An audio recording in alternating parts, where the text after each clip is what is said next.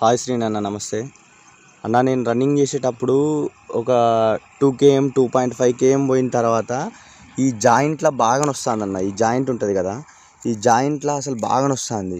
ఈ జాయింట్లో నొప్పి ఇక్కడ నుంచి ఇట్లా పైకి వస్తుందన్న. పైకి వచ్చి ఈ షిన్ బోన్ వస్తుంది, అలాగే ఇక్కడ మన మోకాలు చిప్పు ఉంటుంది, ఇది కూడా వస్తుందన్న. నార్మల్గా అయితే 6 km డైలీ రన్ చేసేవాడిని అన్న. 6 km ఏ నొప్పి లేకుండా రన్ చేసేవాడిని.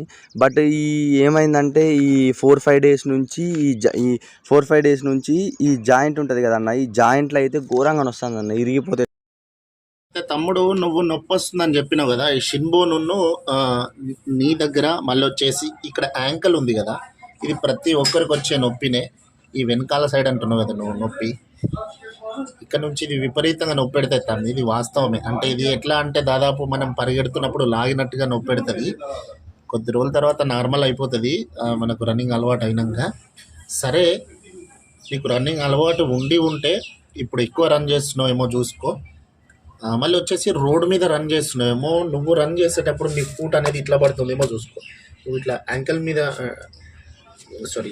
ఈ పంజా మీద ఫింగర్ మీద పరిగెట్టడానికి ట్రై చేద్దాం. మొత్తం ఫింగర్ కాకుండా కానీ ఈ లెక్కన దీన్ని కొంచెం లేపినట్టుగానే బాడీ వెయిట్ అనేది ముందుకేస్తే మీకు ఆటోమేటిక్గా ఇట్లా వస్తుంది స్టెప్.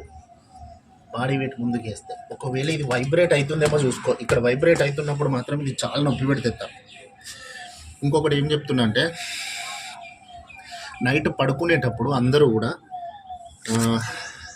ఆయింట్మెంట్స్ ఉంటాయి కదా, పెయిన్ రిలీఫ్ ఆయింట్మెంట్స్, ఏదైనా మూవ్ కావచ్చు, పెయిన్ రిలీఫ్, ఫాస్ట్ రిలీఫ్ ఇట్లాంటివి ఉన్నాయి కదా, వాటిని కొనుక్కొని నైట్ టైంలో అప్లై చేసుకోండి. ఎందుకైనా కొంచెం స్మెల్ వస్తుంది, పర్వాలేదు.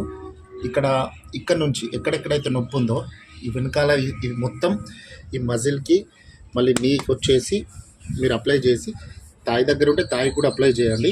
మార్నింగ్ టైంలో నీ ప్యాడ్ వేసుకొని మీరు పరిగెట్టండి, మంచిగా ఉంటుంది, మీకు కొంచెం గ్రిప్ దొరుకుతుంది. ఓకే, తర్వాత వచ్చేసి నేను చాలా గ్రౌండ్లో